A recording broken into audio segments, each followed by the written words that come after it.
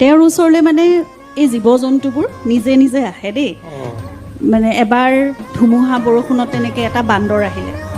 বান্দৰটো কি কাৰণত কেনেকৈ খাৰঘুলি ষ্টুডিঅ'টো থাকোঁতে বাৰাণ্ডাত আহি পেলাই ধুমুহা বৰষুণ, একদম বাহিৰত বিৰাট বৰষুণ আৰু বতাহ। বান্দৰটো আহিছে অলপ ইনজিঅ'ৰ্ড, আঘাতপ্ৰাপ্ত হৈ। তাৰপিছত বান্দৰ পোৱালি এটা তাক বুটলি আনিলে, আনি চিকিৎসা কৰিলে। পিছদিনাখন তেনেকৈ আমাৰ তালৈ ডক্টৰো আহি থাকে, মানে ভেট আহি থাকে। মধুসূদন নহয়? অঁ, তাৰপিছত তাক ৰাখিলে মানে ইমানেই লগত থাকে, কোচতেই থাকে, লগত একেলগে শুৱে কেইখন বিচনাত। আৰু প্ৰতিটো প্ৰাণীৰে কিন্তু নামাকৰণ হয় আকৌ দেই আমাৰ ঘৰত। তাৰ নাম আছিলে মধুসূদন গাৰ্গ। আৰু গাৰ্গ উপাধিটো সকলোকে দিব। মধুসূদন গাৰ্গ একদম 6 মাহমান থাকিলে আৰু লগতে বিচনাত শুৱে, একেখন কম্বলৰ তলত, একেটা গাৰুতে মধুসূদন শুই থাকে। তাৰপিছত এনেকৈ আহিলে এটা বগলী এবাৰ। বগলীটো মানে একদম এনেই কান্ধতে বহি থাকে, ওপৰলৈ চাই কিবা ভাবি থাকে নহয়, সেইকাৰণে তাৰ নাম দিলে